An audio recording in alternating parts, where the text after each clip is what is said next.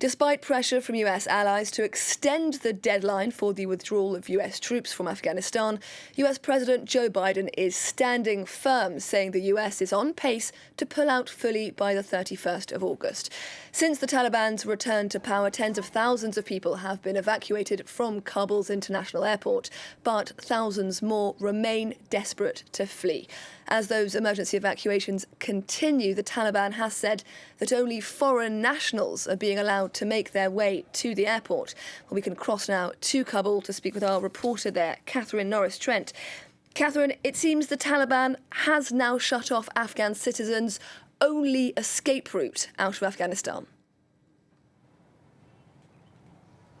Yes, the situation down near the airport is becoming even more tense and dangerous than it has been in previous days, which is certainly saying something. Some members of our team just took a drive round there this morning, and what they saw, they found very shocking. There were crushes and crushes of people trying to get in, and then Taliban fighters trying to push them back, whipping the crowd, hitting them with sticks, firing into the air, provoking big crowd movements, and much more of a sense of the Taliban trying to clear that area rather than just hold the crowds back. They're trying to get people away from the international airport, and it is extremely tense down there now. But there are still people coming there and trying to get through, despite the Taliban saying that they won't be allowing Afghan nationals into the area or to board those military evacuations. You know, they did say they'd allow foreign nationals and those with visas and permits through, but it's difficult to see how they could get through such a crush at the moment. The only option, it seems, is if foreign embassies or diplomats or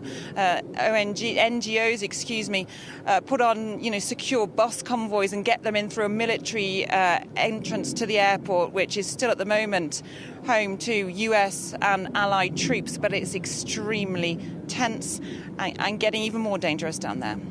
And Catherine, the Taliban has made it clear that they won't agree to any extension of that US troop withdrawal from the country. You met with the Taliban yesterday. What were they telling you, Catherine?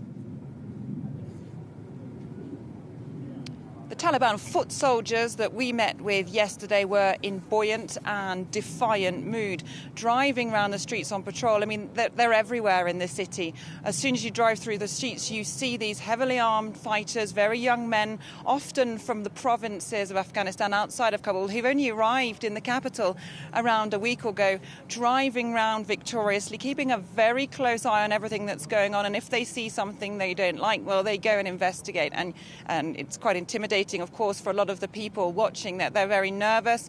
There are fewer people out on the streets. The Taliban leadership has said again in a press conference that they would not accept any extension to that 31st of August deadline. That they've said in the past there would be consequences, and it's a red line. So clearly things are very tense, and that could be heading for some kind of confrontation or clash. Who knows what the consequences would be?